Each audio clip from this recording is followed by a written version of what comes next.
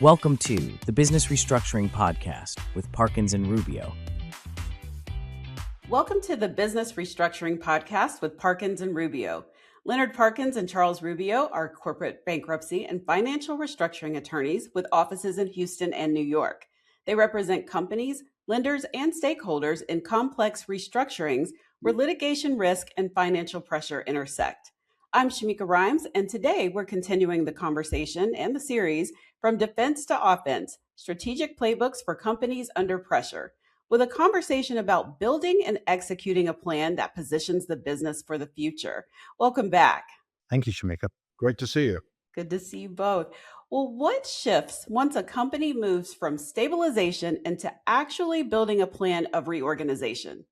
Yeah, the companies who are moving into that phase are trying to figure out you need some creditors to go along with your plan. You don't need all creditors, but you need some level of support. So you need to make sure that there's something enticing in the plan for at least one of the group of creditors that you need to approve. So you're really going from this, all the efforts that you did at the beginning of the case to kind of stabilize. We talked about this in prior episodes, how you reject your contracts. You might get new financing in place. You finally get it stabilized. Now you're going out, reaching out to your creditors and working on, these are the payment terms that I'll pay you back. It might not be full payment. It might be payment over time. It could be other things. It could be equity to some of it, instead of, money payments. So those are the things that you're reaching out to and negotiating with your creditors to determine the terms that you'll ultimately leave the case and pay them. I try to tell clients that the purpose of Chapter 11 is not to end up playing between the 20-yard lines. The purpose of Chapter 11 is to get into the end zone. And the end zone is a confirmed plan. How are you going to get out of Chapter 11? And between the end zone, 20-yard lines, is the stabilization period. Finding out how you got in, figuring out how you're going to fix your business, negotiating with your creditors or litigating with your creditors on claims, and pointing towards an exit, which is the end zone to win the game.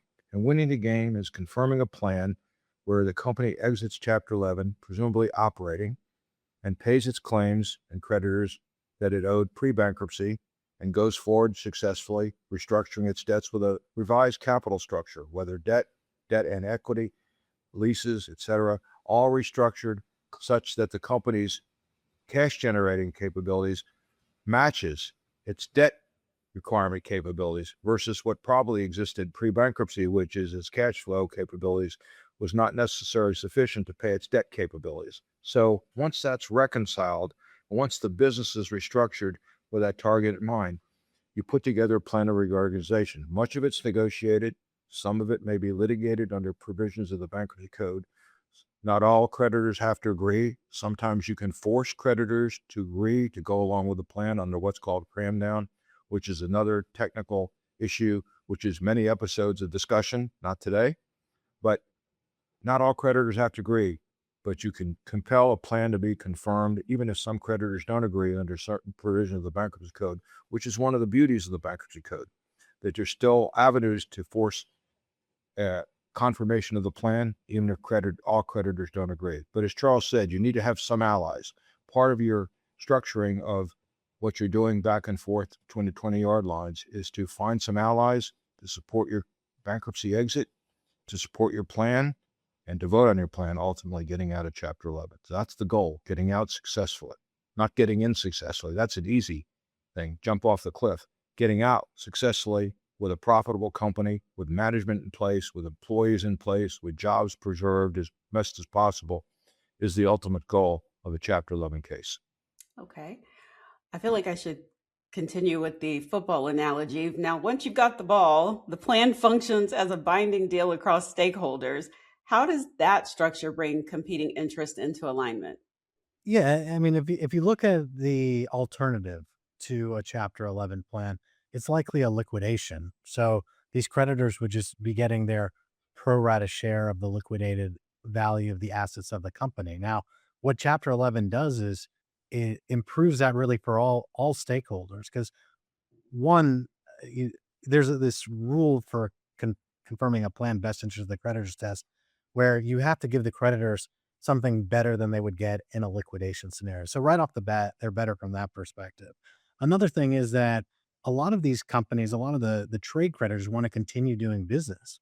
They want that counterparty to continue to exist, continue to buy their goods and use their goods because they have a customer for themselves. So they want it from that perspective too. I mean, you might even be able to cut a deal where they don't get paid on their unsecured claim so long as they have some continuing source of business because that's really valuable for them. And then there's also the managers and the plan sponsors who come in who want a continuing business. They don't want to liquidate. They want the profitability that can be generated from those assets to remain in place. So it's really a win-win all around compared to the alternative. Just imagine an example, a trucking company. Trucking company goes into Chapter 11 and shuts down. What happens?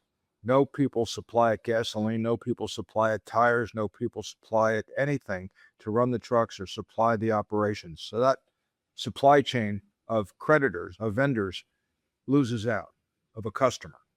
And then the people who are hoping to receive the goods carried by the trucking company don't.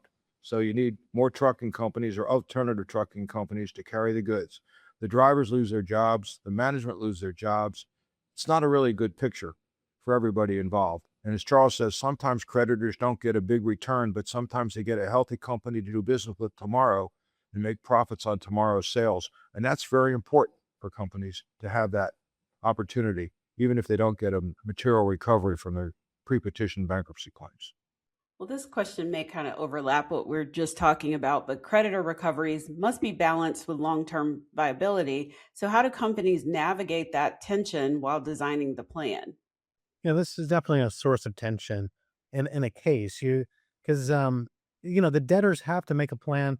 We call it feasibility. It has to be feasible. It has to be a plan that doesn't result in another bankruptcy case, another liquidation down the road. So there's that tension because you may need to conserve cash in order to do that, which may result in lower payouts. So this is just a tension that really kind of plays out in most cases, and the debtor has to make their case and show to the court that this is what we need to be feasible.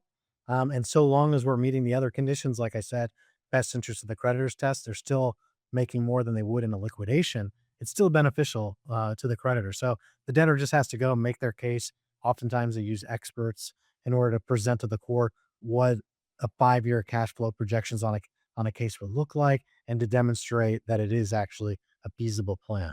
There's a nuance to that. There's an issue called the absolute priority rule and in bankruptcy. And technically speaking, equity, the shareholders of a company, the equity owners of an LLC, but call it the shareholders of the company, can't keep their equity, technically speaking, unless all the creditors agree that they do, even if they don't get paid in full. So if the company doesn't pay all creditors in full, the creditors can say, equity's gone. I want the equity. I want to own this company, because the equity can't retain its equity unless the creditors are paid in full, because creditors have a higher priority under the federal statute for payment.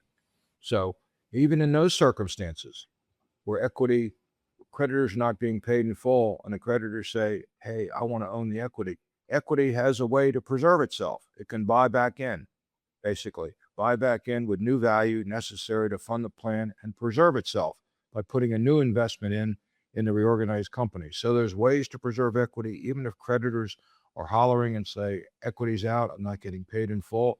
But most times creditors let equity stay in place unless equity has done something wrong, unless management has been fraudulent or fraudsters or something like that. They let the company run, they let the equity stay in play in order to run their business and pay the claims as best can be had and stuff. But even if there's a conflict, as I said, there's a way for equity to stay in place by putting in new value. And there's a specific statutory exception and case law exception providing for that circumstance if creditors oppose that happening. So there's a lot of avenues away to get through the Chapter 11 process. Well, litigation exposure often sits at the center of the restructuring. So how does the plan align resolution of claims with the capital structure? Yeah, there can be a few ways of setting up a plan to deal with litigation. One way is through a litigation trust. sometimes you put the litigation into a trust to be resolved after the plan itself is confirmed. You could have contingencies in a plan where certain claims would need to get resolved before the plan is actually implemented. So the plan can, uh, address the litigation claims in a few ways, using those methods. Take a class action, for example, depending on timing. And I said earlier, timing is very important. Depending on timing. Let's assume a class action is filed before bankruptcy is filed, but the class has not been certified. A Chapter 11 is filed.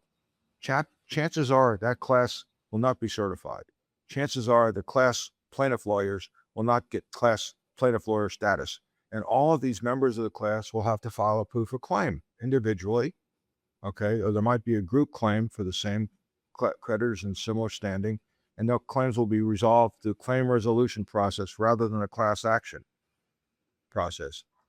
Litigation claims of A versus B. I have a $10 million claim for breach of contract. That's going to be resolved in the claims resolution process. That lawsuit's going to turn into a $10 million proof of claim filed in the bankruptcy court with the debtor objecting to it. That's how that's going to be objected to. Mass tort is totally different. Mass tort claims, especially involving personal injury and wrongful death, can't be tried to a jury trial in the bankruptcy court. That jury trial right is preserved either in state court or federal court. And that's where, as Charles said, a liquidating trust is set up for mass tort cases, whether asbestos or other mass tort cases, to deal with the personal injury claimant's trust claims through a post-petition trust that negotiates yet preserves the jury trial right in the end if the plaintiffs wanted to go that route as part of the plan of reorganization. So it's either consolidated in the claims resolution process or dealt with by a post-petition trust in some circumstances. But for the most part, those litigation claims, get resolved. Mass tort claims are different, and they get generally resolved through claims resolution trusts that are created post-petition, as in asbestos cases and other mass torts. Well, creditor classes and voting mechanics shape the outcome. So, how did those dynamics influence negotiation strategy? Really, from the inception of a case, when a new client comes in, one of the first things we're thinking about is who are your allies, who are the creditors that are going to support this restructuring, because you need an accepting, at least one accepting impaired class, non-insider class of creditors, in order to confirm a Chapter 11 plan. So you're always looking at this, and there's ways of dealing with the classification of claims. Uh, some of the classification is pretty standard. Different secured creditors would often be separately classified.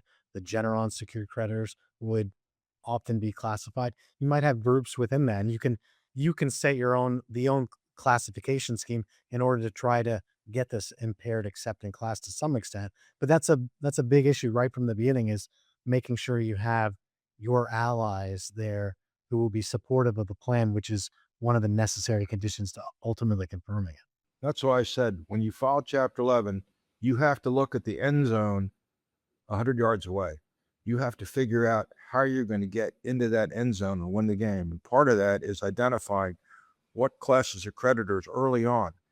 It might be what classes of creditors are going to vote yes, what classes of creditors are going to necessary to vote yes to force others who you think might vote no in order to get to the end zone.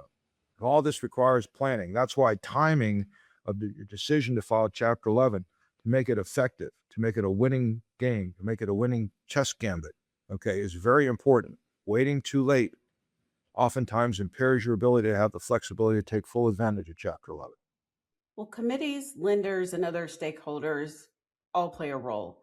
So, how do these groups affect that path toward consensus?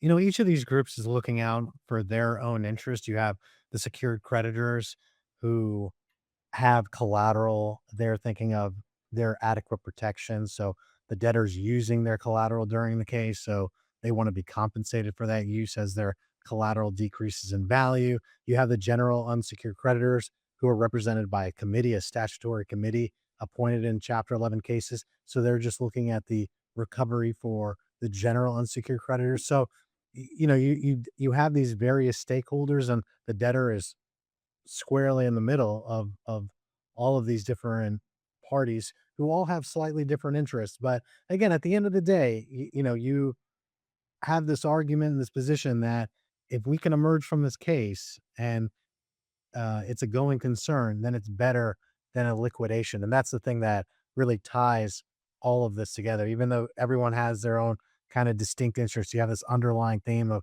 keeping the company going because it's worth more alive than dead, basically. Right. Basically, it could be the question of how much of the pie is a various constituency going to get as a result of the Chapter 11. And the pie in Chapter 11 does not remain static. There's the pie that existed at the time of the filing, and there's the operating company that's building its company back, generating new revenues, generating new customers coming out of Chapter 11 of confirmation. So there's the beginning pie, but there's real pie that people are talking about. What's the future look like for paying my claim? How much of the future pie that's going to be created from new business, from new revenues, from new profits, from new acquisitions is going to be there to pay my claim? Under what terms, under what time, at what interest rate? All that stuff looks to what the new pie is going to look like, what the new reorganized company is going to be able to do and generate going forward. Well, this has been another great conversation, so informative. I want to thank you both again for coming and chatting about this. Thank you, Shamika. Thank you so much. Thank you. Well, that's it for today's episode of the Business Restructuring Podcast with Parkins and Rubio. If you'd like to learn more about Lenard Parkins and Charles Rubio, you can visit their website at parkinsrubio.com, and be sure to like, leave a review, and share this series with someone who might benefit from it. Thanks for watching. Be sure to hit that like and subscribe button and leave us a review in the comments.